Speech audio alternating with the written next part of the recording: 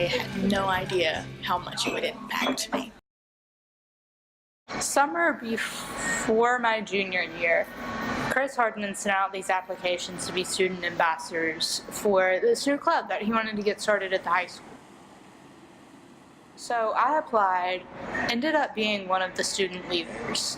I was the only junior with 4 or 5 other seniors in the group. It was me, Sutton Smith, Katie Marine, Allison Ferguson, and Ted Wages. We went to Red Mountain Park for a day. It was just kind of a leadership team building retreat, and we did some things, some obstacle courses, like ropes course kinds of things. It was really great. It was fun. It was a good bonding experience, and I think it kind of got us off on the right foot. So on the way back from the retreat, we talked a lot about what we wanted to do for our upcoming school year. It was the founding year of the club. We had no idea what we were doing. Auburn had never had anything relatively close to this. We had no idea how students would react, or, even if they would show up, which was one of our biggest fears. So the Confidential is a group that we started on campus last year. The name was given by the students because we kind of wanted a place where we could meet every month, twice a month, where we could kind of discuss things that had to do with maybe mental wellness, things that were difficult to discuss in other settings, but that peers could talk to each other about without fear of judgment, and that we all agreed that those things could be discussed confidentially, and that whatever was said in that room during that time would not leave that room. So our first year, we had a kind of rocky start. Not many people showed up at the beginning.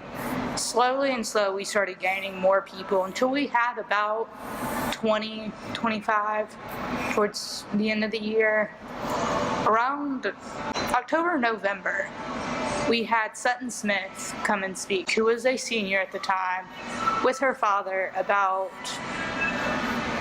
their story with mental health and drug use. I first learned about Sutton's speech in Tiger Connect my sophomore year, and we went to that speech, and at first I was like, yeah, Tiger Connect, we just get to listen to a speech, yay. And then I got in there and I had no idea how much it would impact me. And I'm kind of a writer. I like punctuation, and another thing I like, I may not look like it, but I have 2 tattoos. Sutton first started talking about her dad's semicolon tattoo and the meaning behind it, and how it means that there's a second chapter to your life after surviving a suicide attempt. Right after college, I had my first, what I would say is a major depressive episode. We had just finished. His depression his whole life led to one of his suicide attempts being overdosing on drugs. So I smell that and I see on the bed a bunch of empty orange pill bottles, and immediately I know what happened. So I shut the door, I called my mom immediately, and I said, Mom, if I come back, he's done it again. I got a call in the morning or something, and I don't know what happened. So she comes home, she calls 911, and all of that starts happening for her.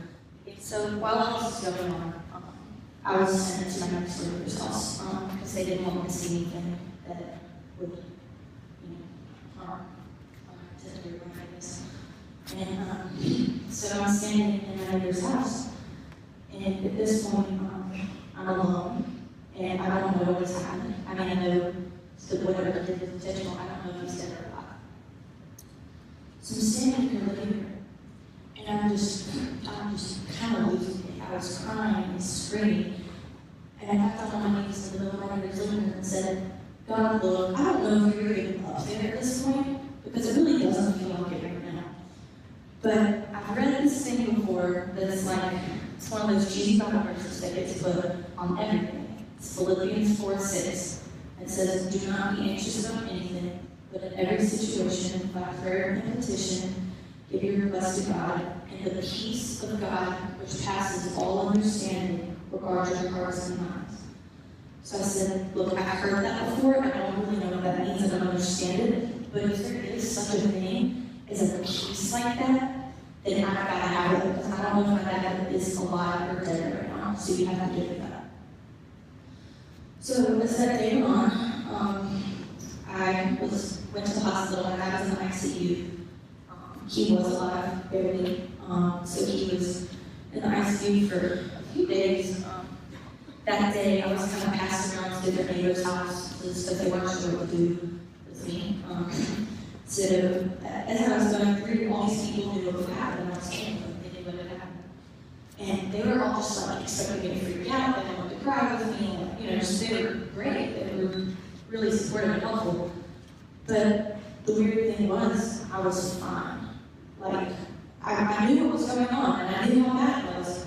But I just felt calm. I wasn't worried. I wasn't stressed. And it's so weird because I should have been losing my mind. But I wasn't. And that's when I knew. I thought, oh my gosh, I said the prayer for that peace thing.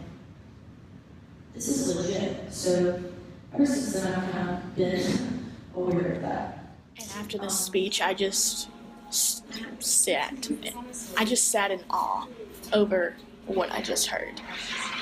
Because I was just so shocked, because like a lot of my friends had been through mental illness and suicide attempts and cutting, and it just really shocked me that like more people dealt with this than my friends, because this is after a young man committed suicide at my school in my grade. This was the year after that, and so it was even more impactful for everyone because of that.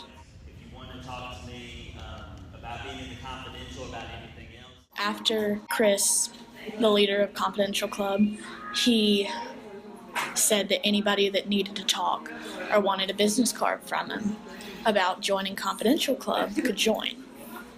And so I went down to the front and I got a card, and it almost brought me to tears, because I was like, I want to help out so much in this club, because I just want to make the world a better place for people dealing with mental illness. And I've been in the club ever since, and I feel like we've done a lot to help people.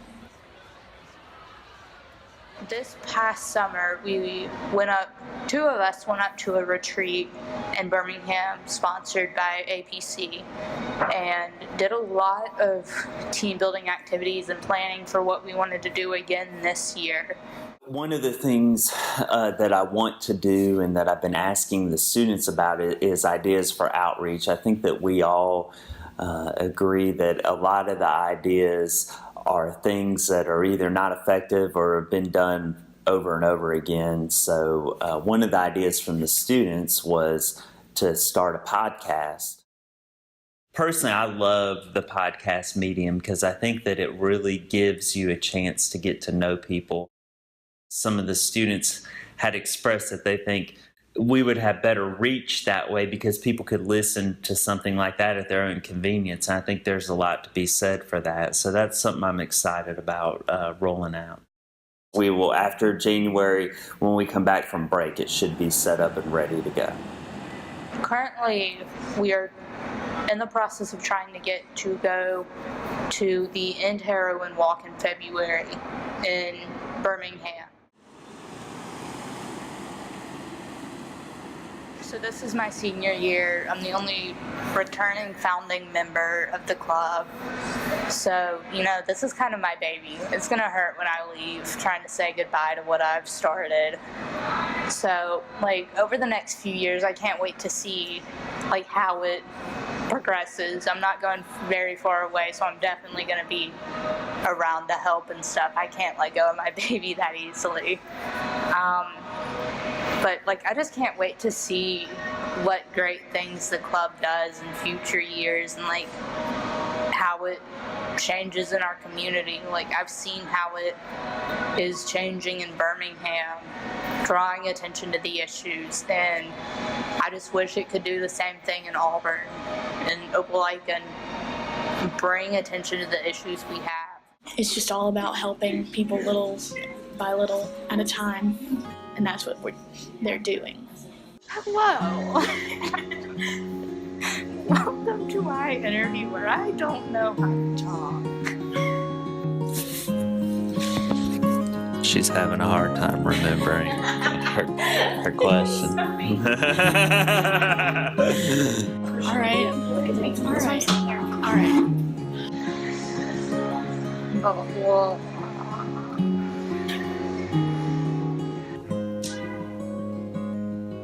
Right after I finish that, yeah.